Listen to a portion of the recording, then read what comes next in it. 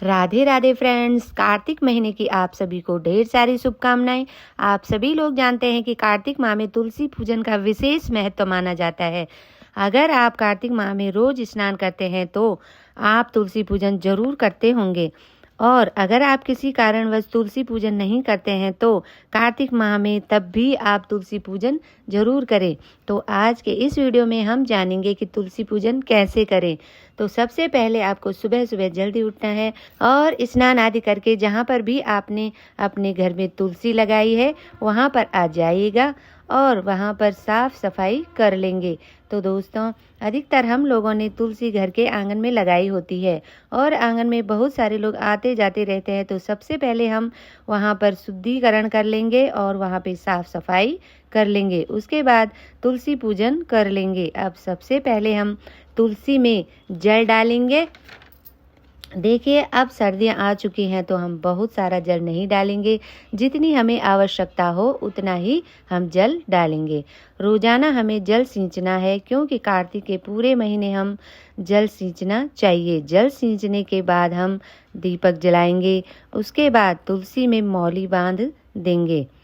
उसके बाद हम चुनरी उड़ा देंगे। अगर आपके पास नवरात्रि की चुन्नी है तो आप उसे भी उड़ा सकते हैं। बहुत सारे लोगों ने शरद पूर्णिमा से तुलसी पूजन कर लेते हैं। अगर आपने किसी कारणवश तुलसी पूजन शुरू नहीं किया है तो कोई बात नहीं, आप 1 महीने में कभी भी तुलसी पूजन कर सकते हैं। अगर आपके पास चुनरी नहीं है तो आप मौली भी समर्पित कर सकते हैं। अब हम तुलसी जी को तिलक कर लेते हैं। कार्तिक के महीने तिल का विशेष महत्व होता है। आप थोड़े से तिल भी समर्पित कर सकते हैं और थोड़े से तिल हम दिए में डालेंगे।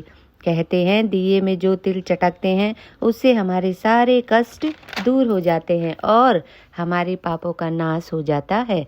उसके बाद फूल चढ़ा देंगे।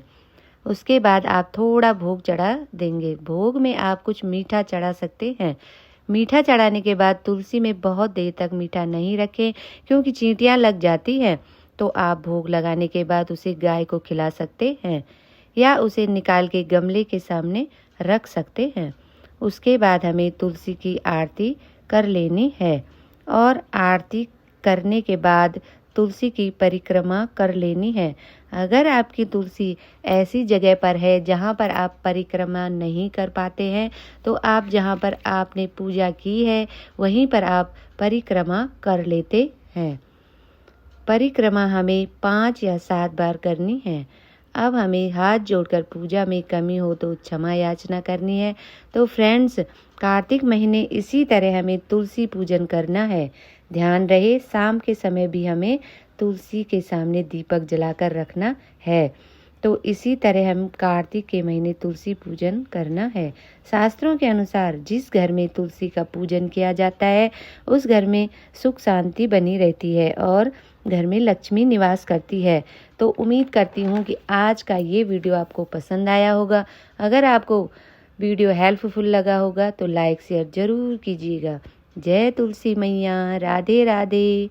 राधे कृष्णा। हरि बोल।